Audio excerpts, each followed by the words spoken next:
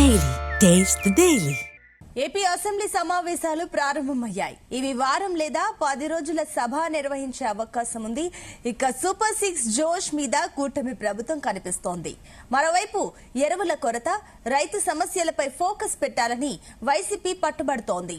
ఈ నేపథ్యంలో ప్రభుత్వాన్ని ఇరుకున పెట్టాలని వైసీపీ భావిస్తోంది. ఇక ఈ సమావేశాలకు మాజీ సీఎం జగన్ సభకు వస్తారా లేదా అన్న సస్పెన్స్ కొనసాగుతోంది. దీనికి తోడు సభకు వస్తే కావలసిన సమయం ఇస్తారని స్పీకర్ సైతం వైసీపీ సభ్యులకు తెలిపారు. సభకు హాజరు కావాలని పిలుపునిచ్చారు.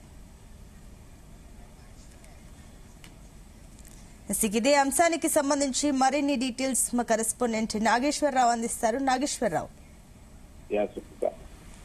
ఆంధ్రప్రదేశ్ అసెంబ్లీ సమావేశాలు అయితే కొద్దిసేపటి క్రితం మొదలయ్యాయి. ఏదైతే ఆంధ్రప్రదేశ్ లో ప్రస్తుతం వైసీపీ వర్సెస్ టీడీపీ అనుసంధానం జరుగుతున్న నేపథ్యంలో వైఎస్ఆర్సీపీ పార్టీకి సంబంధించిన ఎమ్మెల్యేలు మాత్రం అసెంబ్లీకి హాజరు కావటం లేదు. అలాగే టీడీపీకి సంబంధించిన ఎమ్మెల్యేలు, మంత్రులందరూ కూడా కొద్దిసేపటి క్రితం ఆ అసెంబ్లీకి హాజరైన పరిస్థితి ఉంది. అయితే ఆ కొద్దిసేపటి క్రితం అసెంబ్లీ సమావేశాలు ప్రారంభమైన నేపథ్యంలో మరికొద్దిసేపట్లో శాసనసభ సమావేశాలు కూడా 10 గంటలకి ప్రారంభం అవుతున్నాయి. 9 గంటలకి శాసనసభ, 10 గంటలకి శాసన మండలి సమావేశాలు రెండు కూడా మొదలవుతున్న నేపథ్యంలో ఇప్పటికే అసెంబ్లీ సమావేశాలు మొదలయ్యి అసెంబ్లీ సమావేశాలకు సంబంధించి ఇప్పటికే పటిష్ట బందోబస్తు నడుమ పోలీసులు ఎక్కడ కూడా ఎలాంటి అవాంఛనీయ సంఘటనలు జరగకుండా పూర్తి ఏర్పాట్లు బందోబస్తు చేశారు. అలాగే మరోపక్క టీడీపీకి సంబంధించిన ఎమ్మెల్యేలందరూ కూడా పూర్తి స్థాయిలో హాజరైన పరిస్థితి ఉంది. శాసనసభ సమావేశాలకి వెళ్లే ముందు చంద్రబాబు నాయుడు వెంకటపాలెంలోని ఎన్టీఆర్ విగ్రహానికి పూలదండలు వేశారు. అలాగే నివాళులు అర్పించి టీడీపీ ఎమ్మెల్యేలు, ఎమ్మెల్సీలు అందరూ కూడా ఈ కార్యక్రమానికి హాజరయ్యి అట్నుంచి అసెంబ్లీ సమావేశాలకు వచ్చిన పరిస్థితి అయితే ఉంది. ముఖ్యంగా అసెంబ్లీ సమావేశాలకు సంబంధించి అసెంబ్లీ వర్షాకాల సమావేశాలు నేటి నుంచి అయితే మొదలయ్యాయని చెప్పుకోవచ్చు. అనంతరం అసెంబ్లీ సమావేశాల అనంతరం కూడా స్పీకర్ అధ్యక్షతన సభా వ్యవహారాల సలహా సంఘం BAC సమావేశం జరుగుతుంది. ఈ సమావేశంలోనే అసెంబ్లీకి సంబంధించి ఎన్ని రోజులు నిర్వహించాలి ఏందనే తుది నిర్ణయం తీసుకునే పరిస్థితి ఉంది. దాదాపుగా 7 రోజులు మొదటగా జరపాలని కొంత మేరకు నిర్ణయం తీసుకున్నట్లు తెలుస్తుంది. అది 7 రోజుల 10 రోజుల అనేది నేడు ఈ BAC సమావేశంలో నిర్ణయం తీసుకుంటారు. అయితే ఈ సంవత్సరం ఫిబ్రవరిలో నిర్వహించిన అసెంబ్లీ బడ్జెట్ సమావేశాలు 15 రోజుల పాటు జరిగాయి. సభాపతి అయ్యన్న పాత్రుడు, మండలి చైర్మన్ మోషన్ రాజు ఇద్దరు కూడా నిన్న ఉన్నత స్థాయి సమీక్ష సమావేశం నిర్మించారు. ఈ సమావేశానికి CS ఆంధ్రప్రదేశ్ CS విజయానంద్, అలాగే ఆంధ్రప్రదేశ్ DGP హరీష్ కుమార్ గుప్తా, పలువురు ఉన్నతాధికారులు కూడా ఈ సమావేశానికి హాజరైన పరిస్థితి ఉంది. ముఖ్యంగా సమావేశాల సందర్భంగా పటిష్ట బందోబస్తు ఏర్పాటు చేయాలని, సభ్యులకి ఎలాంటి ఇబ్బంది లేకుండా చూడాలని స్పీకర్ అయ్యన్న పాత్రుడు అధికారుల్ని ఆదేశించారు. అలాగే ప్రశ్నోత్తరాల సమయంలో సభ్యులకు సమాధానాలు సకాలంలో చేరాలని కూడా ఆయన స్పష్టం చేసిన పరిస్థితి ఉంది. అనంతరం కూడా ఆయన మీడియాతో మాట్లాడారు. వైసీపీ ఎమ్మెల్యేలందరూ కూడా అసెంబ్లీకి హాజరు కావాలని, ఎట్టి పరిస్థితుల్లో కూడా హాజరు కాకుండా ఉచితార్థంగా జీతం తీసుకోవటం సమంజసం కాదంటూ కూడా అయ్యన్న పాత్రుడు వైసీపీ ఎమ్మెల్యేలకు చెప్పిన పరిస్థితి ఉంది. అలాగే జగన్మోహన్ రెడ్డి ఒక్కడ తప్ప వైసీపీ పార్టీకి చెందిన 11 మంది ఎమ్మెల్యేల్లో జగన్మోహన్ రెడ్డికి తప్ప మిగతా అందరూ కూడా ఏదైతే జీతాలు తీసుకుంటూ అసెంబ్లీకి రాకుండా సమంజసం కాదని, దీని గురించి రానే కాకుండా దేశవ్యాప్తంగా కూడా అన్ని అసెంబ్లీ సమావేశాలలో ఎవరైతే రావట్లేదో వాళ్ళకి జీతం ఇవ్వకూడదు అనేది తన అభిమతం అని కూడా ఆయన మీడియాకు చెప్పిన పరిస్థితి అయితే ఉంది. ముఖ్యంగా ఎవరైతే అసెంబ్లీకి రాని ఎమ్మెల్యేలు ఉన్నారో వాళ్ళు ఒకసారి దీన్ని గమనించాలని కూడా చెప్పారు. ముఖ్యంగా అయ్యన్న పాత్రుడుగా నాకు గౌరవం ఇవ్వకపోయినా పర్లేదు, సభాపతికి స్థానానికి గౌరవం ఇచ్చి ప్రతి ఒక్కరు చూడాలని కోరిన పరిస్థితి ఉంది. మరోపక్క ఏదైతే గత నెల రోజులుగా కూడా రాష్ట్ర వ్యాప్తంగా సూపర్ 6 సూపర్ హిట్ అన్న కార్యక్రమంతో రాష్ట్ర వ్యాప్తంగా కూడా ప్రతి నియోజకవర్గంలో పెద్ద ఎత్తున ర్యాలీలు, అలాగే పెద్ద ఎత్తున సభలు నిర్వహించి ఏదైతే టీడీపీ పార్టీ ఎన్నికల సమయంలో సూపర్ 6 అంటూ హామీ ఇచ్చారో, సూపర్ 6 హామీలన్నీ కూడా సూపర్ హిట్ అయిన నేపథ్యం అంటూ కూడా రాష్ట్ర వ్యాప్తంగా కూడా సమావేశాలు పెట్టారు. ఆ ప్రతి నియోజకవర్గంలో జరిగిన ఈ సమావేశాలకు సంబంధించి పెద్ద ఎత్తున ర్యాలీలు చేయటం, అలాగే దానికి పెద్ద ఎత్తున ప్రజలు హాజరు కావటం, ఆ ప్రతి నియోజకవర్గానికి మిగతా ఆ జిల్లాల నుంచి మంత్రులు, ఎమ్మెల్యేలు హాజరయ్యే విధంగా చూస్తాం. ఒక స్త్రీ శక్తి పథకం, అలాగే ఉచిత బస్సు, ఆ ఉచిత గ్యాస్ సిలిండర్, అలాగే మెగా డిఎస్సి, ఆ ప్రతి ఒక్కటి చూసుకుంటే ఆ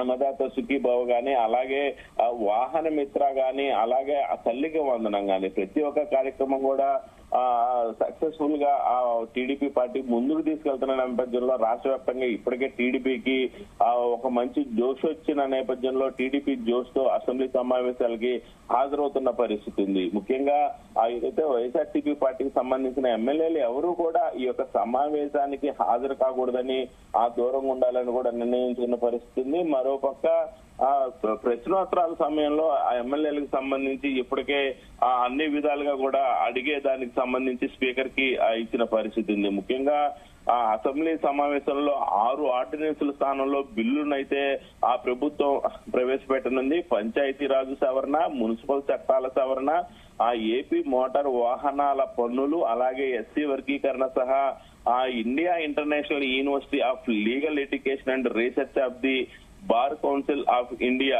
ట్రస్ట్ అండ్ ఆంధ్రప్రదేశ్ ఆర్డినెన్స్ 2025 స్థానంలో బిల్లులను ప్రభుత్వం ప్రవేశపెట్టే అవకాశం కూడా ఉంది. అయితే ముఖ్యంగా సూపర్ 6 పథకాలతో పాటు P4 రాష్ట్రంలో P4 పథకం, అలాగే రాష్ట్రంలో పెట్టుబడులు, పరిశ్రమల స్థాపన, డిఎస్సితో దాదాపుగా 16,000 మంది ఉపాధ్యాయుల పోస్టుల భర్తీ, అలాగే సాగునీటి ప్రాజెక్టుల వంటి 20కి పైగా అంశాలపై ఈ సమావేశంలో చర్చించుకున్న పరిస్థితి అయితే ఉంది.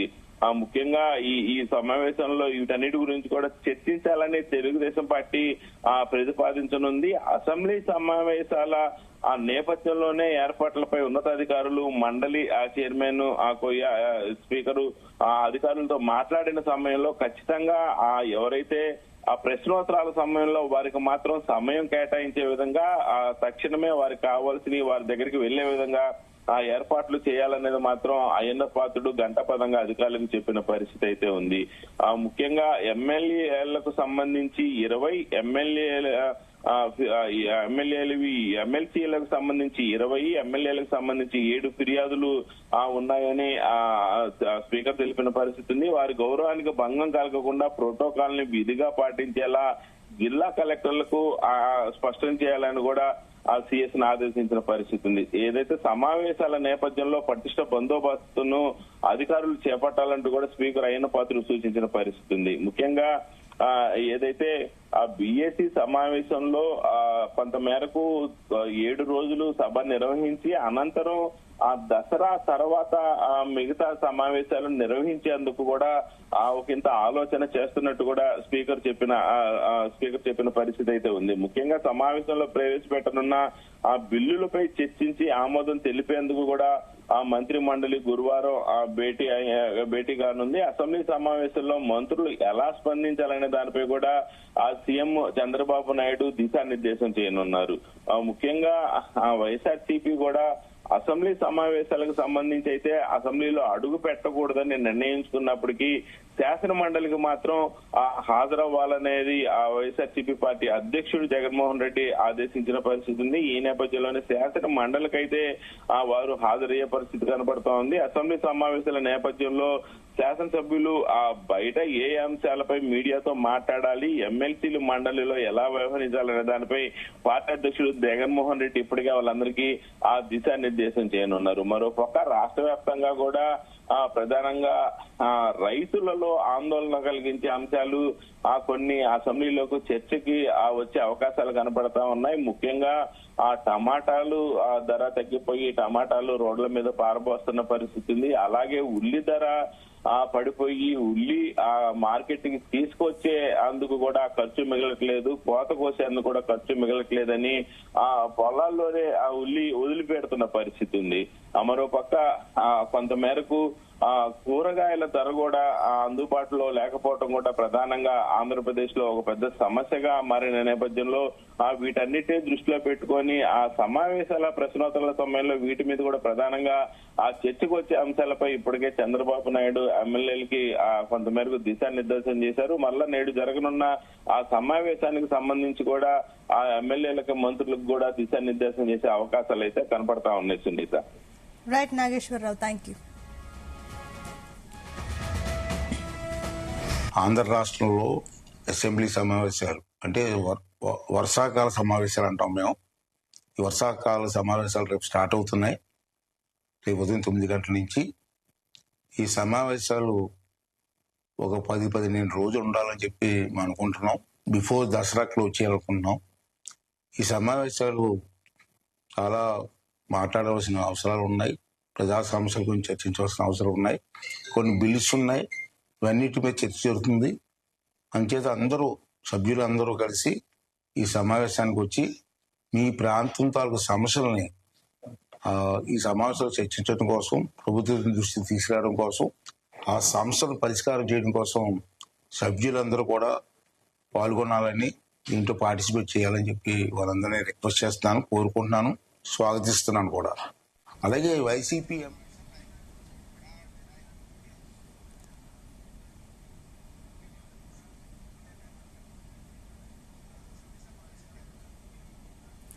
అసెంబ్లీ సమావేశాలు ప్రారంభమయ్యాయి. ఇప్పుడు ఆ లైవ్ చూద్దాం.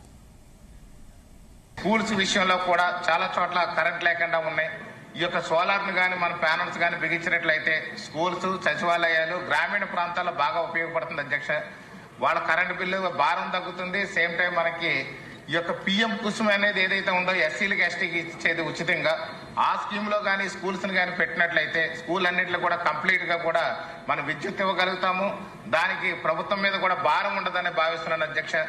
అదే విధంగా చూస్తే ఇక్కడ గ్రామీణ ప్రాంతాల్లో కొంచెం అవగాహన కల్పించే విధంగా చర్యలు తీసుకోవాలని చెప్పి మంత్రి గారిని కోరుతున్నాను అధ్యక్ష తమరి ద్వారా. ధన్యవాదాలు అధ్యక్ష. Thank you. కనుక ఎమ్మెల్యే గారు రాధాకృష్ణ గారు.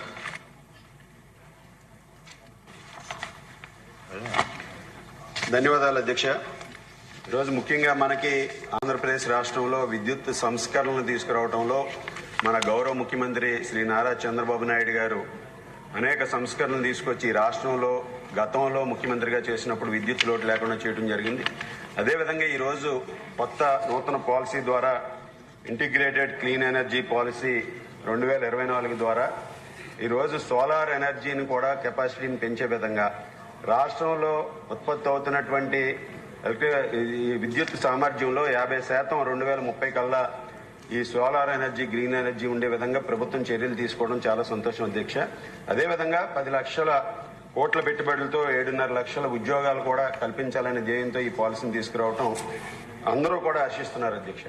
ముఖ్యంగా ఈ పాలసీలో కొన్ని ఇండస్ట్రీ ఎక్స్పర్ట్స్ కొన్ని కన్సర్న్స్ రేజ్ చేయడంలో ముఖ్యంగా దానికి సంబంధించి green energy open access regulation కి సంబంధించి time of day and real time settlement mechanism మీద కొంతమంది పెట్టుబడులు ఎవరైతే పెట్టడానికి ఆలోచన చేస్తున్నారో వాళ్ళకు కొన్ని అభ్యంతరాలు వ్యక్తం చేస్తున్నారు అధ్యక్ష. ఇందులో ముఖ్యంగా ఈ ఎనర్జీ బ్యాంకింగ్ లో రెస్ట్రిక్టివ్ గా ఉండటం కానీ, అదేవిధంగా రియల్ టైం వలన మిస్ మ్యాచ్ జనరేషన్ లో కానీ కన్జంప్షన్ లో కానీ మిస్ మ్యాచ్ రావటం కానీ, అలాగే imposition of peak hour consumption మీద కానీ కొన్ని అభ్యంతరాలు వ్యక్తమవుతున్నాయి అధ్యక్ష. దీని వలన వారు పెట్టుబడులకి ఫైనాన్షియల్ వైబిలిటీకి రావడానికి కొన్ని ఇబ్బందులు ఉంటాయనేది వారి అభ్యంతరాలు అధ్యక్ష. దీని మీద ఇవన్నీ కూడా పరిగణలోకి తీసుకుని ఇండస్ట్రీకి ఉపయోగపడే విధంగా ఈ పాలసీలో ఏదైనా అమెండ్మెంట్స్ చేసుకోవాలనుకుంటే ప్రభుత్వం కూడా దీన్ని పరిగణలోకి తీసుకోవాలని మీ ద్వారా మంత్రి గారికి తెలియజేసుకుంటున్నాను అధ్యక్ష. ధన్యవాదాలు. ఒక్క నిమిషం. వసంత కృష్ణప్రసాద్ గారు.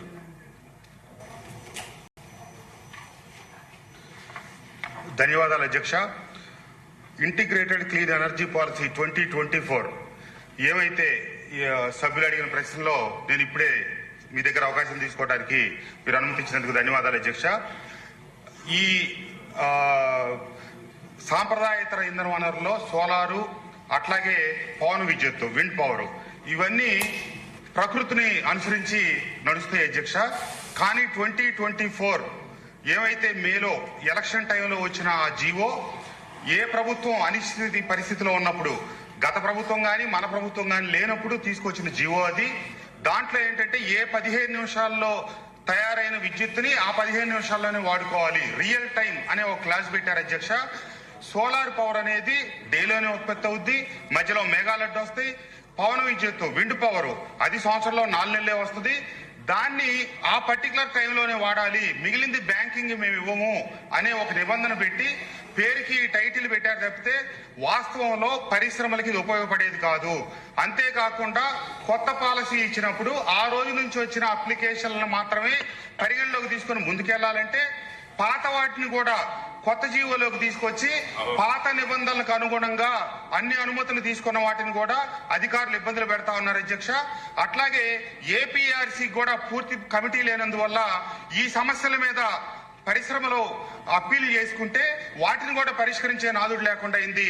దయచేసి మంత్రి గారితో ఈ విషయాలు నేను పలు సందర్భాల్లో చర్చించడం జరిగింది అధ్యక్ష.